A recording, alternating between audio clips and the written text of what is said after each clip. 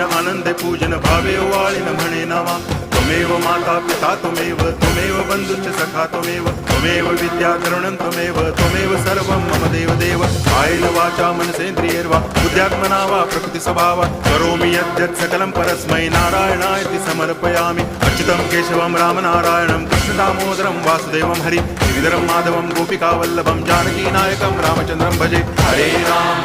Ram